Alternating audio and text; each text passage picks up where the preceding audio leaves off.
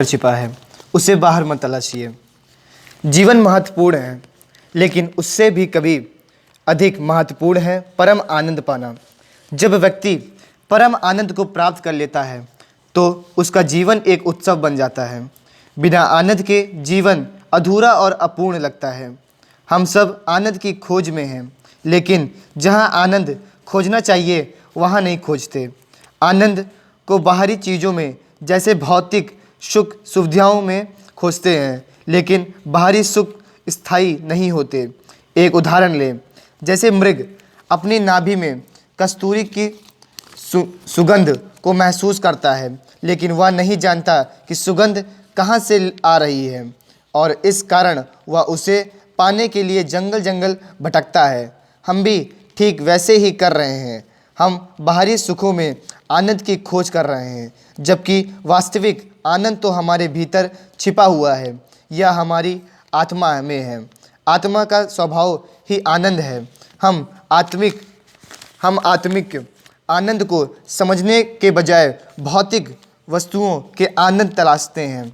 यही कारण है कि हम सत्य और वास्तविकता को नहीं जान पाते।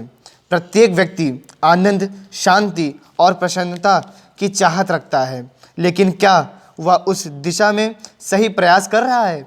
क्या वह वैसे पुरुषार्थ कर रहा है जैसे आनंद की प्राप्ति के लिए आवश्यक है? नहीं, हम मंथन पानी में करते हैं और मक्खन पाने की इच्छा रखते हैं। यही हमारी विडंबना है। सांसारिक सुख क्षणिक होते हैं और स्थिर अस्थिर भी। इनसे जुड़े सुख और दुख दोनों होते हैं। जब हम इन सुखों से जुड़े रहते हैं तो हमें सुख का अनुभव होता है, और जब हम उनसे दूर जाते हैं तो दुख की अनुभूति होती है। अगर हम सुख को दो श्रेणियों में बांटें तो एक है पदार्थ जनित सुख और दूसरा है आत्मिक सुख। पदार्थ जनित सुख सीमित होता है, लेकिन आत्मिक सुख का दायरा असीमित है। जब कोई व्यक्ति आत्मिक सुख और आनंद की प्राप्ति कर लेता है तो वह फिर भौतिक सुखों के पीछे नहीं दौड़ता। जैसे एक बार जब किसी के हाथ अनमोल रत्न लग जाएं तो वह कांच के टुकड़ों के पीछे क्यों दौड़ेगा?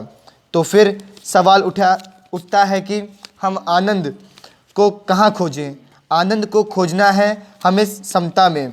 समता का अर्थ है सुख दुख, मान अपमान, निंदा प्रशंसा और समानता बनाए रखना। यह संतुलन की असली आनंद की ओर ले जाता है। जैसे जैसे लाभ बढ़ता है वैसे वैसे लोभ भी बढ़ता है, लेकिन यह एक अमिट प्यास है जो केवल संतोष रूपी पानी से ही बूझ सकती है। हमें यह समझना होगा कि जो प्राप्त है वह पर्याप्त है। यदि हम उस पर संतुष्ट हो जाएं तो आनंद कभी समाप्त नहीं होगा। क्षमता, संतोष और संयम ये आत्मा के गुण हैं जो साधन से प्राप्त होते हैं। यही वह रास्ता है जो हमें आनंद की प्राप्ति की ओर ले जाता है। जब हम इन गुणों को अपने जीवन में उतारते हैं तो हम वास्तविक आनंद को महसूस कर सकते हैं। आखिरकार परम आनंद हमारे भीतर है और हमें इसे पहचानने की आवश्यकता है। बाहरी चीज़ों में इसे ढूंढने की बजाय हमें अपनी आंतरिक स्थिति को संतुलित करना होगा। तभी हम यह सही मायने में आनंदित जीवन जी सकेंगे। परमात्मा तू ही है, तेरी इच्छा पूरी हो।